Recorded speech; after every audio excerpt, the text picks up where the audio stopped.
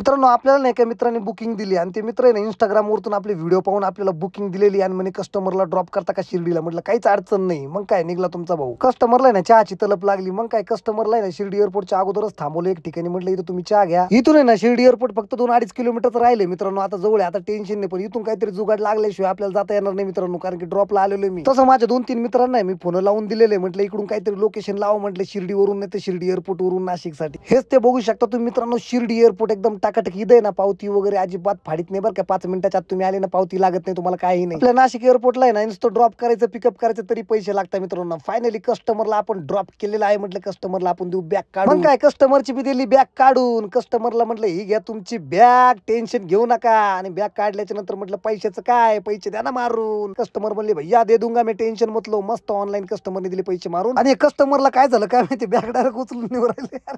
काय कस्टमर यार, वडीत न्यायचे दिले सोडून आणि डायरेक्ट उचलून घेऊन चला. राग आला वाटतं कस्टमरला. भाई राग येण्यासारखं तर काही बोललो नाही, पण कसं काय राग आला काय माहिती कस्टमरला. शिर्डीचे एअरपोर्ट कर्मचारी मस्त खेळताना फुटबॉल बघू शकता मित्रांनो. एकदम निवांत फुटबॉल खेळणं चाललंय. म्हणजे इथं आहे ना एकदम रिलॅक्स कार्यक्रम दिसतोय मला, एकदम शांतता. लय दिवसानंतर आहे ना शिर्डी एअरपोर्टला आलोय मित्रांनो. शिर्डी एअरपोर्टला आलोच नाही भरपूर दिवसापासून, शिर्डीला यायचो. चला आपल्याला लवकर जायचं इथून, कारण की नाही का शिर्डी मधून आपल्या दोस्तांनी ना सेटिंग लावून ठेवली. दोस्त बोलले शिर्डीमध्ये जाय, शिर्डी मधून का पिकअप करायचं कस्टमरला डायरेक्ट नाशिकला ड्रॉप करायचं. म्हटलं क्या बात आहे. युटर्नला बुकिंग भेटली ना आनंद होतो बरं का मित्रांनो. त्याच्यामुळे ना एकदम सुसाट सुटलं शिर्डीमध्ये. म्हटलं कोणी घेऊन जाईल त्या बुकिंगला, त्याच्यापेक्षा आपण गेलेलं बरं झालं. आपल्या मित्रांनी नाही इथून बुकिंग दिली, नाही तर आपल्याला डायरेक्ट इथून एमटी निघावं लागलं असतं नाशिकला. पण नशीब बुकिंग भेटून गेली. इथं ओला चालू केलं ना, कधी कधी शिर्डीमध्ये नाही का लकीली ओला पण पडती नाशिकची बरं काय, खरंच पडती. मला 2-3 वेळा पडली होती मित्रांनो, पण आज पडती का नाही माहित नाही. आणि फायनली मी कस्टमरला पिकअप करायला आलो. कुठं माहिती का, साई भक्त निवास मध्ये ना कस्टमर राहिला इथंच. इथं क्वार्टर मध्ये राहता. इथून कस्टमरला पिकअप करायचं आणि कस्टमरच्या घरी पोहोचलो. बघू शकता आपली गाडी गिडी लावली मस्त. आणि आपली गाडी कशी टाकाटक दिसू राहिली मित्रांनो, बघू शकता.